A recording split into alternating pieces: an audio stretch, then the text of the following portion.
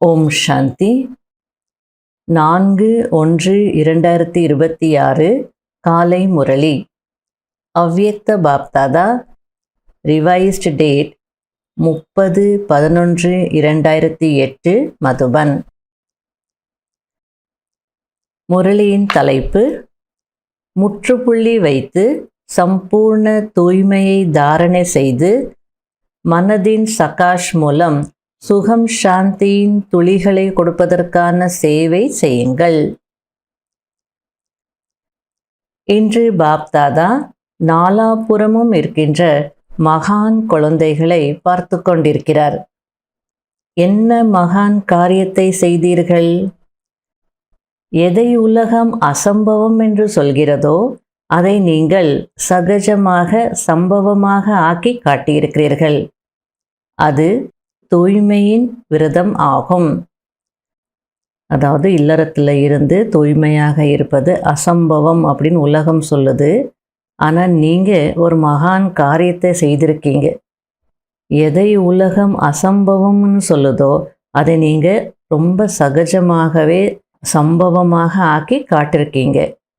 அது என்னது? தூய்மை விரதம்.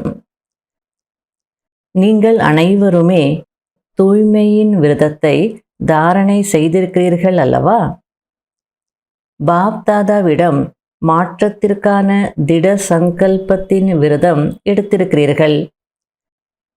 நான் தூய்மையாக மாறுவே அப்படின்னு பாப்தாதாவிடம் நீங்கள் திட சங்கல்பத்தின் விரதம் எடுத்திருக்கிறீங்க அப்படின்றார்.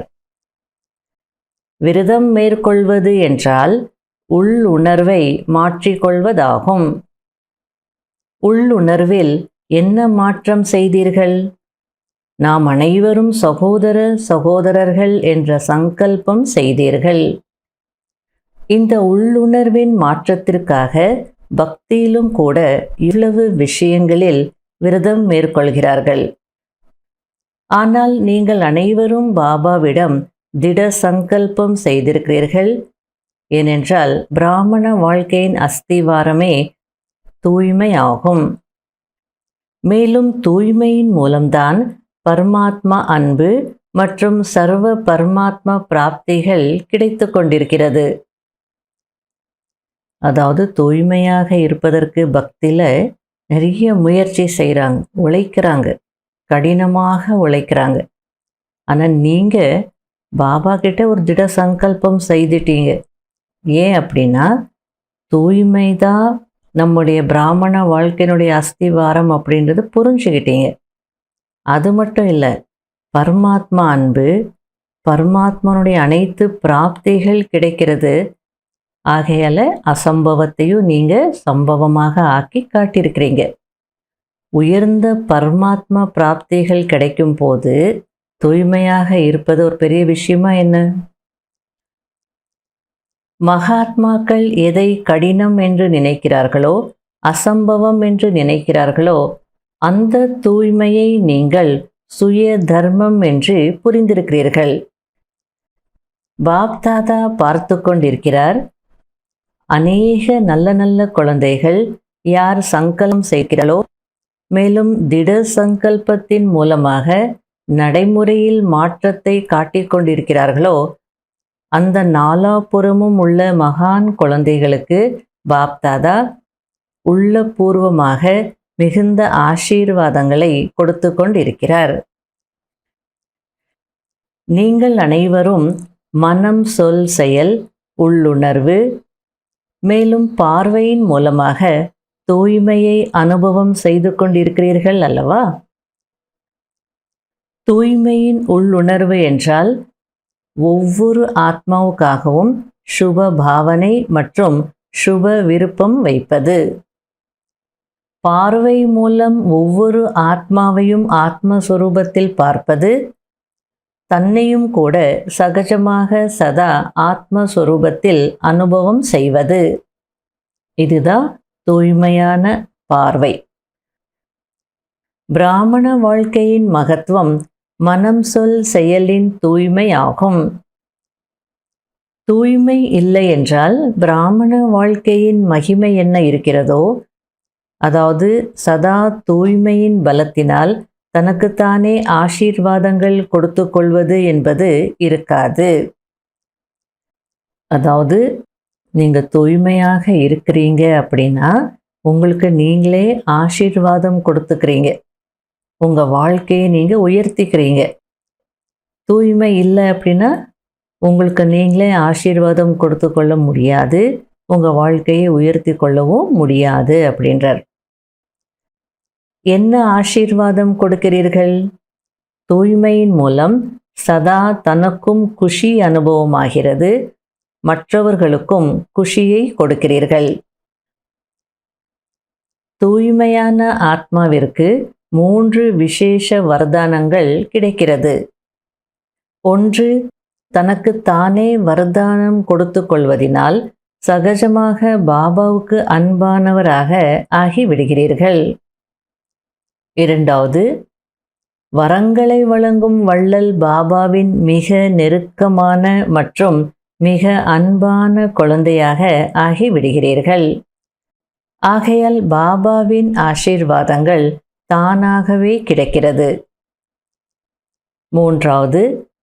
யாரெல்லாம் பிராமண குடும்பத்தில் விசேஷமாக நிமித்தமாகி இருக்கிறார்களோ அவர்கள் மூலமாகவும் கூட ஆசீர்வாதங்கள் கிடைத்து கொண்டே இருக்கும்.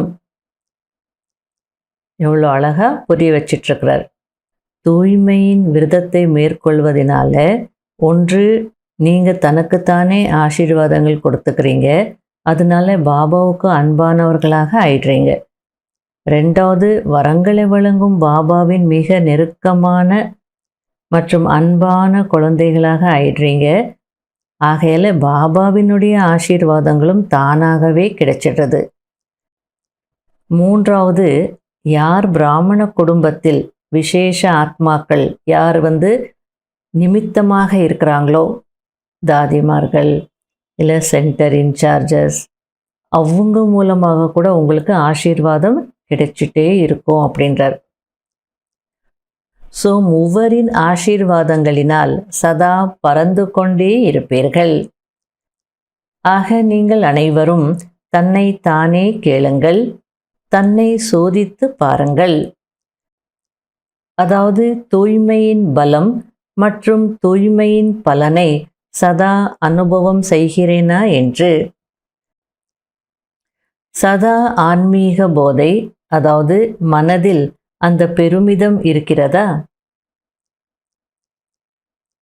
சில நேரங்களில் சில குழந்தைகள் அமிர்த வேளையின் சந்திப்பின் போது ஆன்மீக உரையாடல் செய்யும் போது என்ன சொல்கிறார்கள் தெரியுமா? தூய்மையின் மூலம் என்ன அத்தீந்திரிய சுகம் கிடைக்கிறதோ அது சதா கிடைப்பதில்லை என்கிறார்கள். சில நேரம் இருக்கிறது, சில நேரம் இருப்பதில்லை. ஏனென்றால் தூய்மையின் பலனே அத்தீந்திரிய சுகமாகும். எனவே நான் யார் என்று தன்னை தானே கேட்டுக்கொள்ளுங்கள்.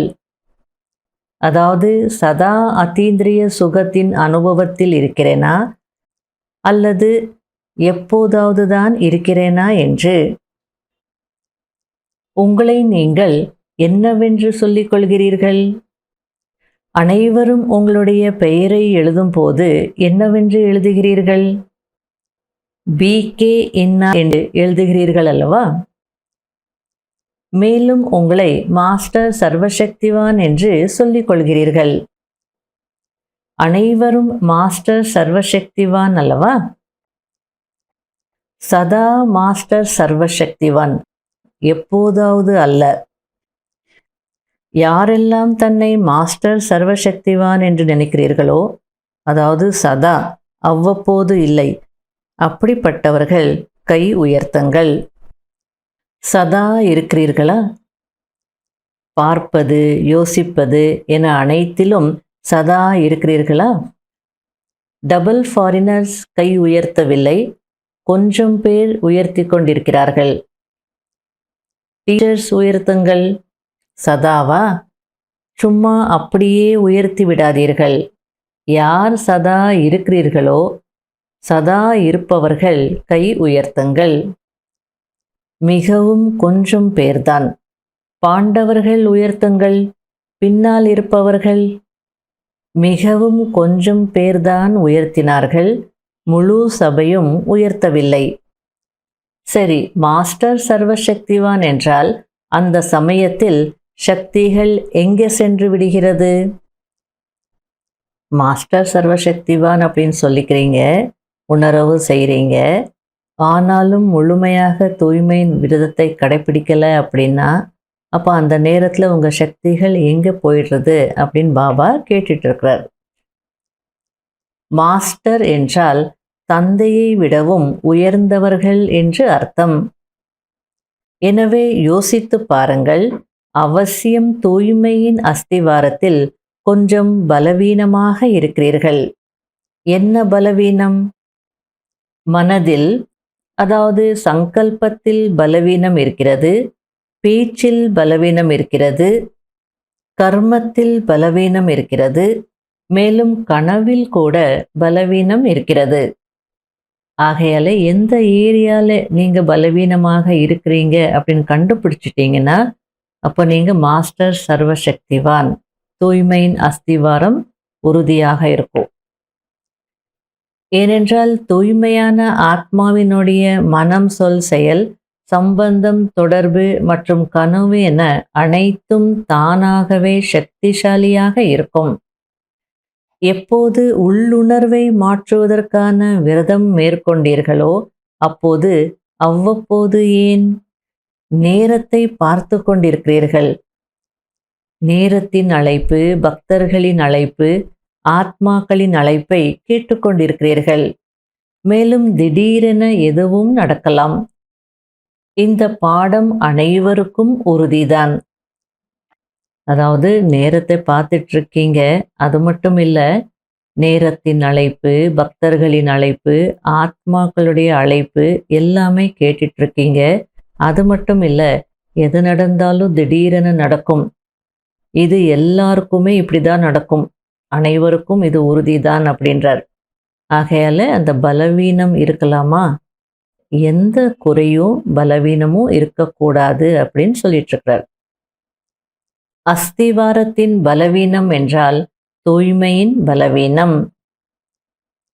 வார்த்தைகளிலும் சுப பாவனை, சுப விருப்பம் இல்லை என்றால், தூய்மைக்கு விரோதமாக இருக்கிறது என்றால், சம்பூர்ண தூய்மையின் சுகம், அதாவது அதீந்திரிய சுகத்தின் அனுபவம் ஏற்பட முடியாது.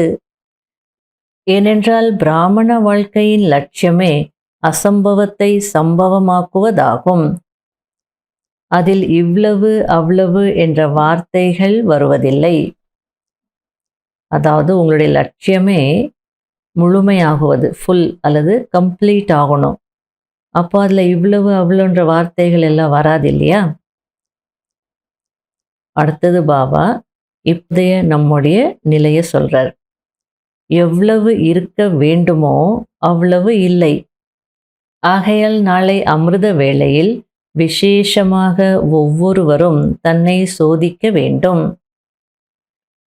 மற்றவர்களை பற்றி யோசிக்க கூடாது, மற்றவர்களை பார்க்கக்கூடாது, ஆனால் தன்னை சோதிக்க வேண்டும்.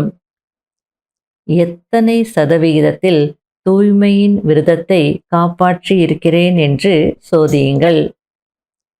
4 விஷயங்களை சோதிக்க வேண்டும். 1 உள்ளுணர்வு, 2வது சம்பந்தம் தொடர்பில் சுப பாவனை, சுப விருப்பம். இவர் இப்படிதான் என்று அந்த மாதிரி இல்லை. அதாவது உள்ளுணர்வுலையும் சுப பாவனை, சுப விருப்பங்கள் இருக்கணும். 2வது சம்பந்தம் தொடர்பில் வரும்போது கூட சுப பாவனை, சுப விருப்பங்கள் இருக்கணும். இவங்க எப்போவுமே இப்படிதான் அப்படின்னு சொல்லக்கூடாது என்றார்.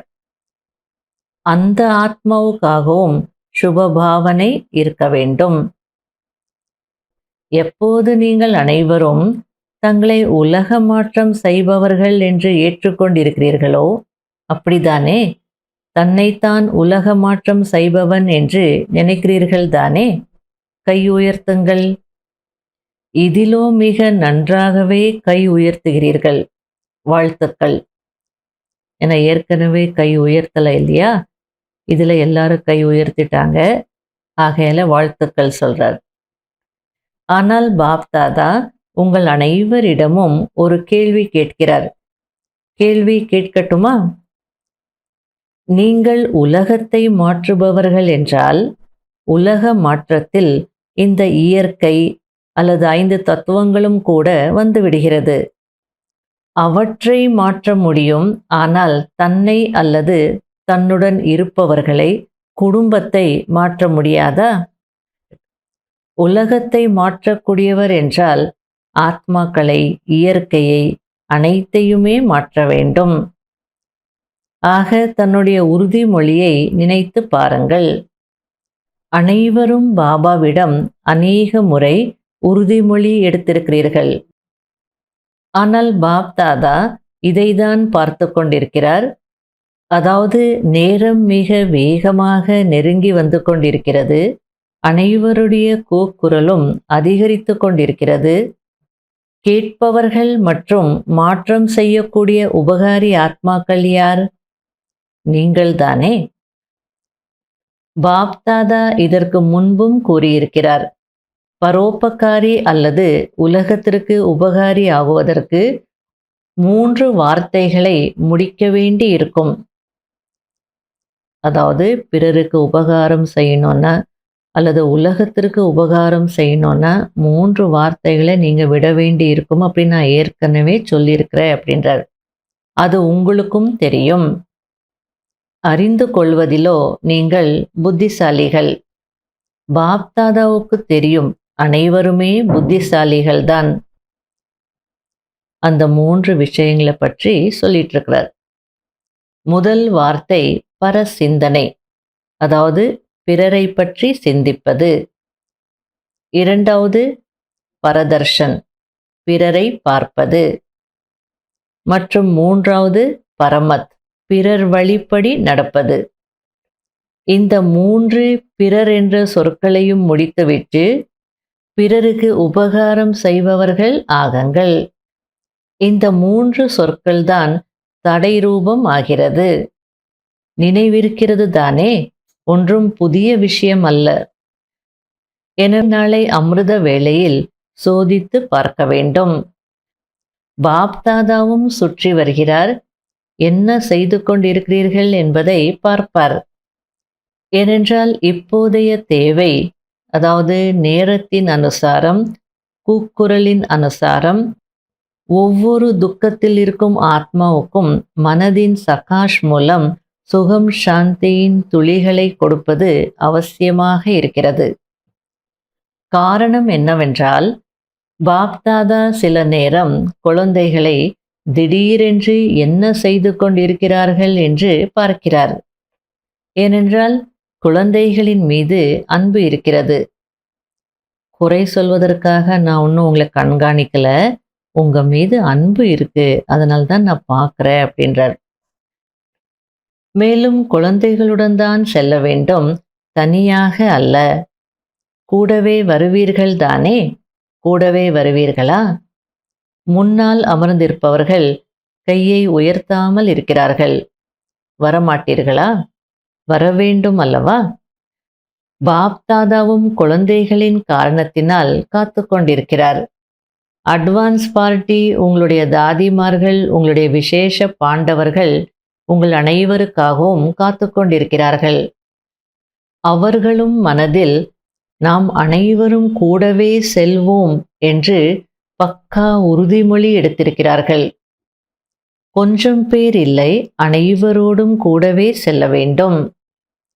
நான் கொஞ்சம் பேர் மட்டும் கூட்டிட்டு போயிட முடியாது, எல்லாரையும் கூட கூட்டிட்டு போகணும் அப்படின்றார். எனவே நாளை அமிர்த வேளையில் எந்த விஷயத்தில் குறை இருக்கிறது என்று தன்னை சோதித்து பார்க்க வேண்டும்.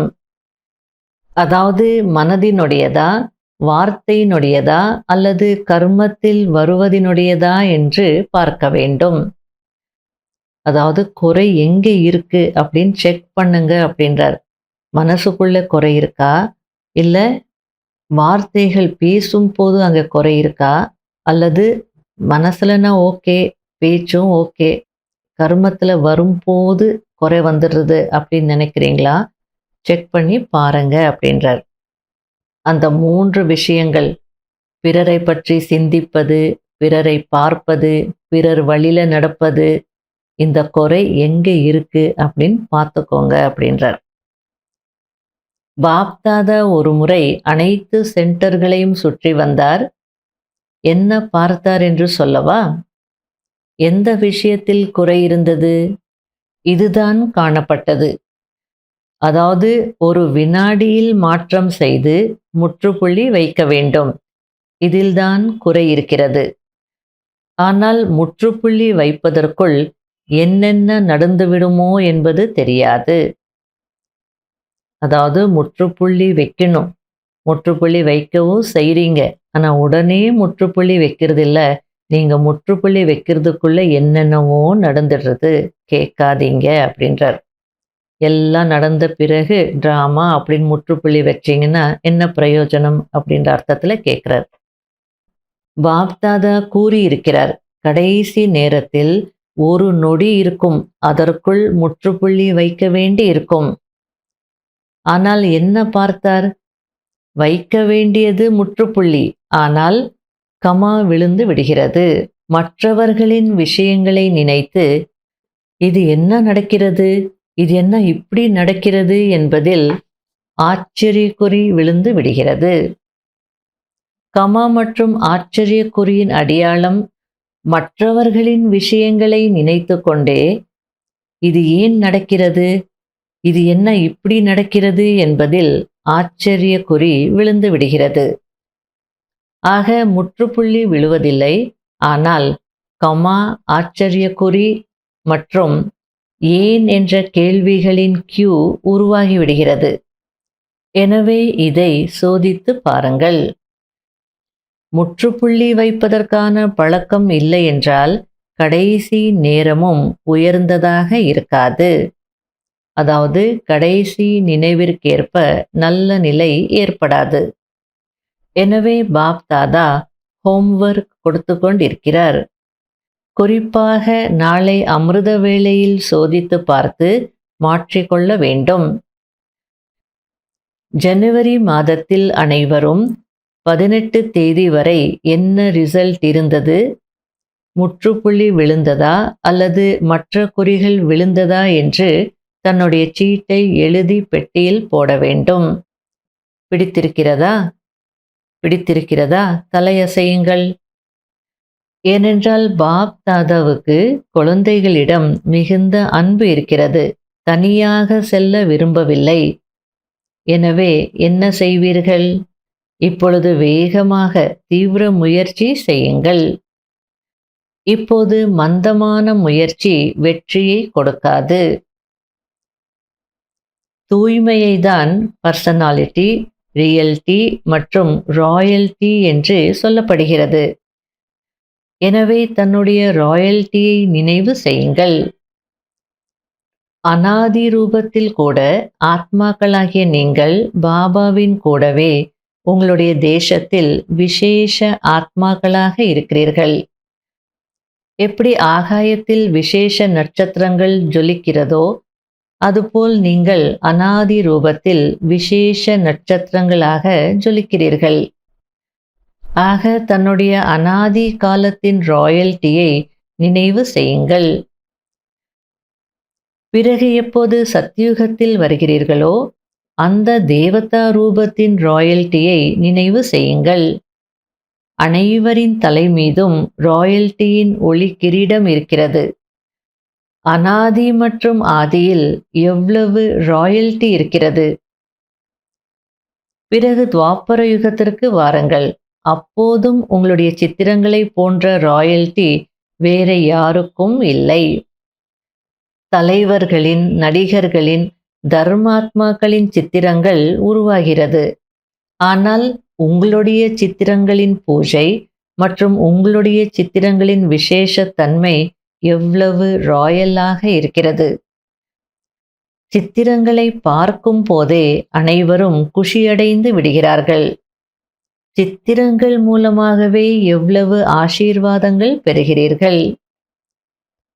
அந்த தேவதைகளுடைய சித்திரங்களையோ சிலைகளையோ பார்க்கும் போதே எல்லாரும் எவ்வளோ சந்தோஷம் அடைகிறாங்க. உங்க சித்திரங்கள் கூட சேவை செய்து அதன் மூலமாக கூட நீங்க ஆசீர்வாதங்கள் அடைகிறீங்க. ஆக இந்த ராயல்டி அனைத்தும் தூய்மையினுடையதாகும். தூய்மை பிராமண வாழ்க்கையின் பிறப்புரிமை ஆகும். ஆகையால் தூய்மையின் குறைபாடு முடிந்துவிட வேண்டும். மற்றபடி நடந்துவிடும், அந்த நேரத்தில் வைராகியம் வந்துவிடும், எல்லாம் நடந்துவிடும் என்று அப்படி இல்லை.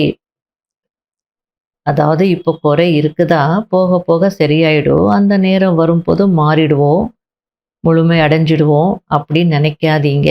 அப்படி இல்லை அப்படின்றார். மிக நல்ல நல்ல விஷயங்களை சொல்கிறார்கள். பாபா, நீங்கள் கவலைப்படாதீர்கள், ஆகிவிடுவோம் என்கிறார்கள். ஆனால் பாப் தாதாவுக்கு இந்த ஜனவரி மாதத்திற்குள் விசேஷமாக தூய்மையில் ஒவ்வொருவரையும் முழுமையாக்க வேண்டும் என்பது இருக்கிறது. நீங்க ஆகுவீங்க, ஆனா எனக்கு நீங்க இப்போ ஆகணும்னு இருக்கு அப்படின்னு பாப் தாதா சொல்லிட்டு இருக்கிறார். தூய்மை என்பது வெறும் பிரம்மச்சரியம் மட்டுமல்ல, வீண் சங்கல்பம் கூட தூய்மையற்ற தன்மையாகும். வீண் வார்த்தைகள், அதாவது ஆவேசத்தின் வீண் வார்த்தைகள், எதற்கு கோபத்தின் அம்சம் ஆவேசம் என்று சொல்லப்படுகிறதோ அதுவும் முடிந்து போக வேண்டும். தூரத்திலிருந்தே உங்களை பார்த்து தூய்மையின் வைப்ரேஷன்ஸ் பெற வேண்டும். அந்த மாதிரியான சம்ஸ்காரத்தை உருவாக்குங்கள்.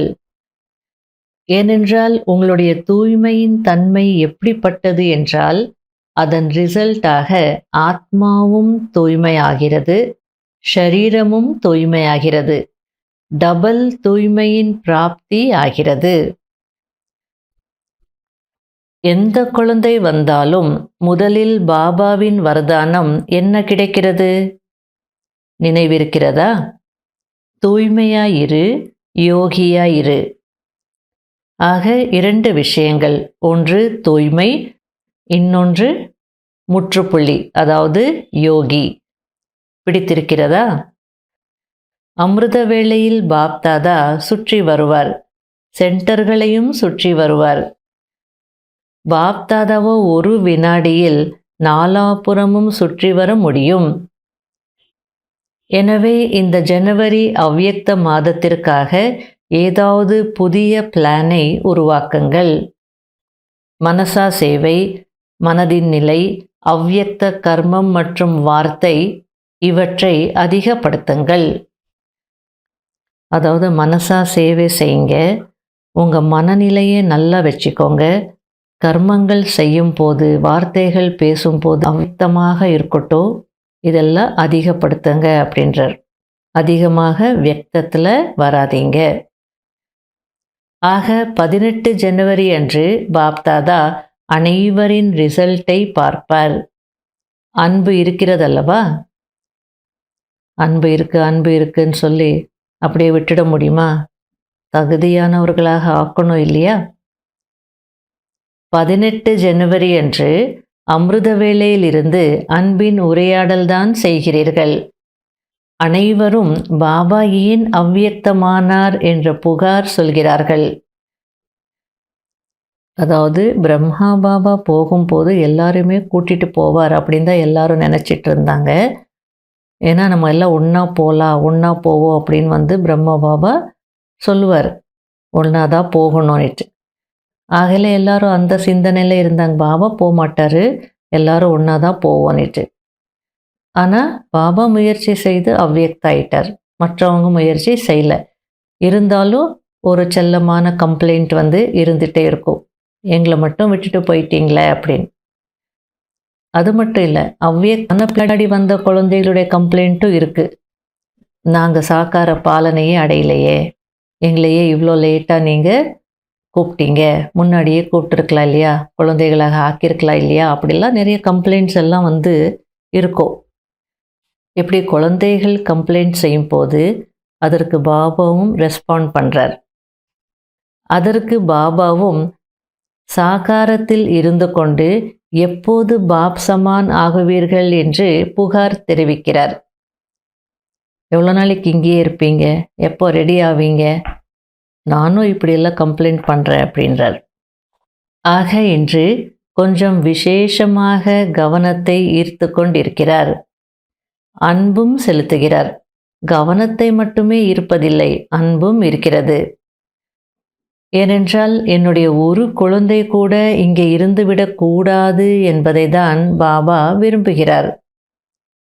எங்களை ஏன் கூட்டிட்டு போகல அப்படின்னு நீங்க கேட்குறீங்க. என்னுடைய விருப்பமும் இதுதான். நீங்க யாரும் ஒருத்தர் கூட இங்கே இருந்துடக்கூடாது. ஆகையால் தான் விசேஷமாக கவனம் கொடுக்க வைத்து கொண்டிருக்கிறேன் அப்படின்றார்.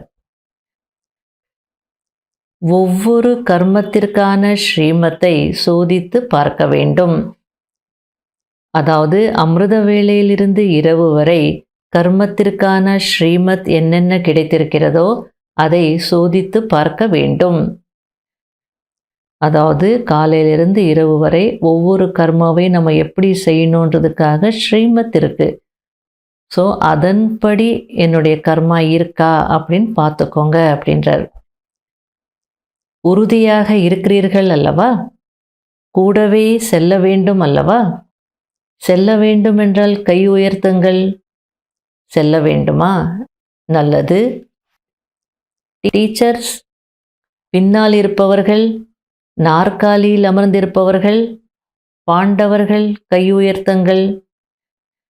எப்போது சமமாக ஆகுவீர்களோ அப்போதுதானே கையோடு கை கோர்த்து செல்வீர்கள்.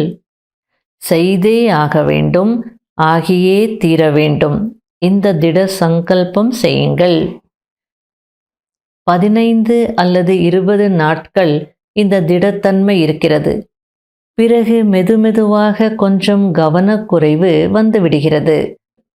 ஆக கவனக்குறைவை முடித்து விடுங்கள். பார்க்க போனால் அதிகத்திலும் அதிகமாக ஒரு மாதத்திற்கு முழு ஊக்கம் இருக்கிறது, திடத்தன்மை இருக்கிறது. ஒரு மாதத்திற்கு பிறகு கொஞ்சம் கொஞ்சம் கவனக்குறைவு ஆரம்பமாகி விடுகிறது. ஆக இப்போது இந்த வருடம் முடிந்துவிடும். அதாவது 30-11 முரளி இல்லையா? ஸோ இன்னும் ஒரு மாதத்திற்குள்ள இந்த வருடம் முடிஞ்சிடும் அப்படின்றார். வருடம் முடிந்துவிடும். நீங்கள் எதை முடிவுக்கு கொண்டு வருவீர்கள்?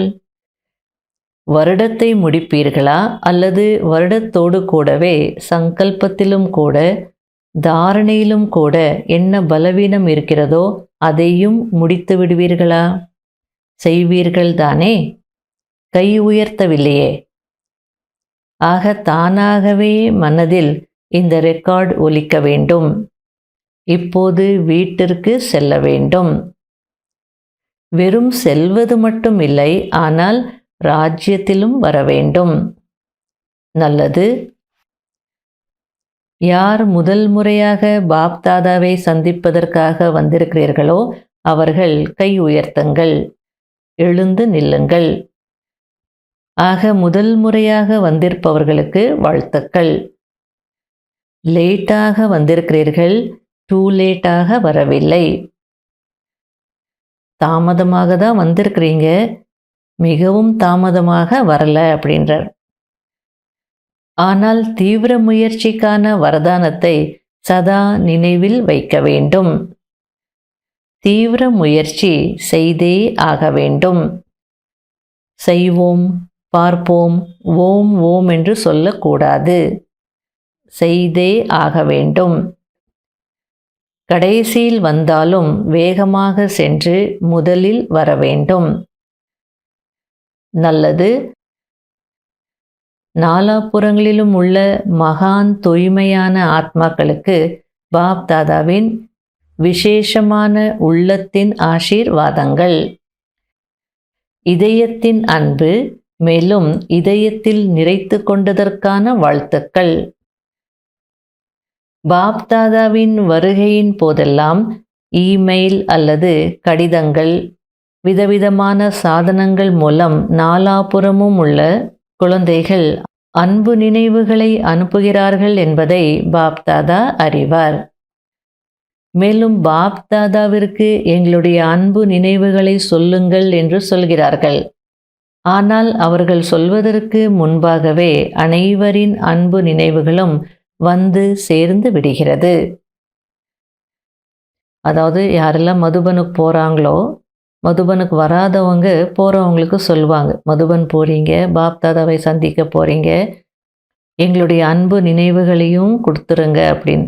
அதுக்கு பாபா சொல்லிட்டுருக்கிறார், நீங்கள் அவங்களுக்கு சொல்கிறீங்க, அவங்க எனக்கு சொல்லுவாங்க, அதுக்கு முன்னாடியே நீங்கள் சொல்கிறது என்னை வந்து சேர்ந்துடுறதுக்கிறார். ஏனென்றால் மிகவும் அன்பாக நினைவு செய்யும் குழந்தையாக இருக்கிறார் என்றால் அவருடைய கனெக்ஷன் மிகவும் வேகமாக வந்து சேர்ந்து விடுகிறது. நீங்கள் 3 அல்லது 4 நாட்களுக்கு பிறகு நேரில் சந்திக்கிறீர்கள்.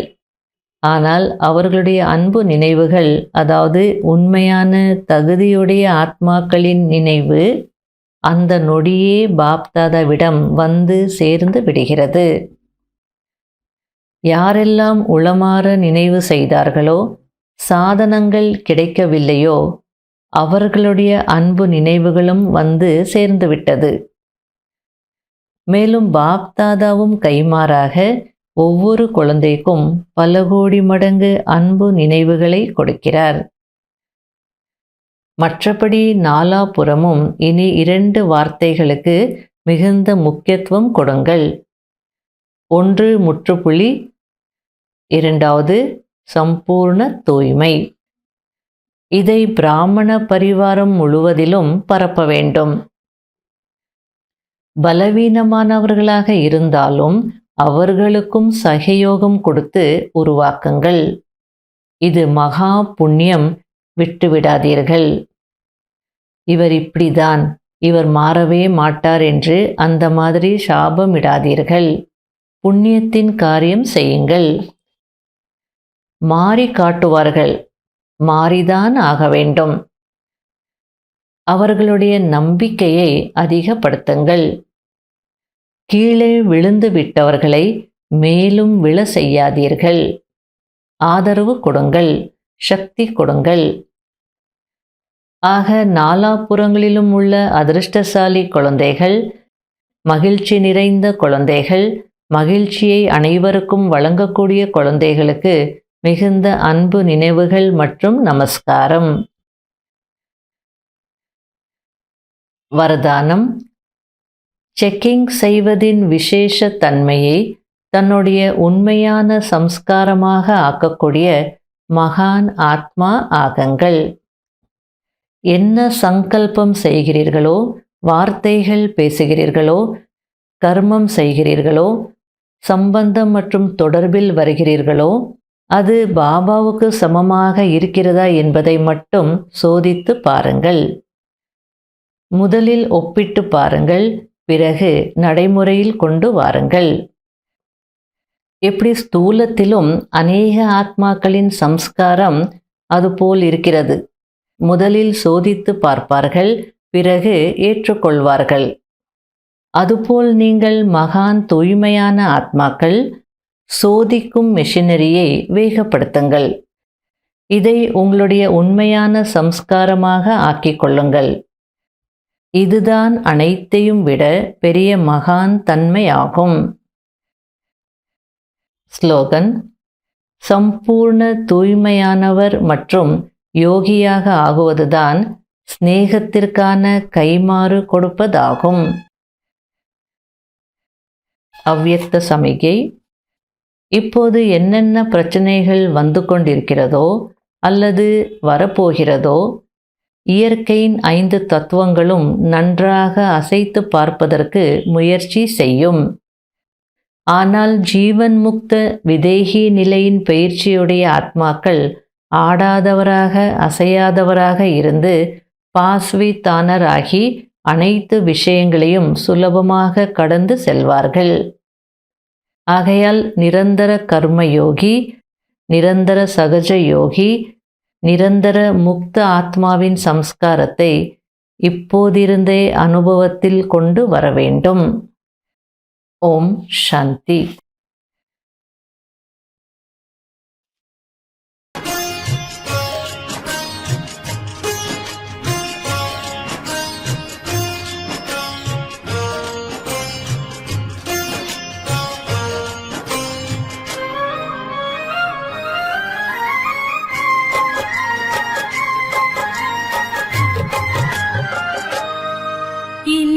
ஆருயிர் நண்பன் நீ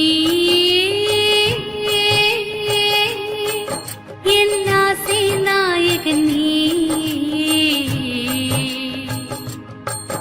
என் உயிர் பாபா உன் மனதில் பலியாகிறே என் உயிர் பாபா உன் அன்பில் பலியாகிறே என் ஆருயிர் நண்பன் நீ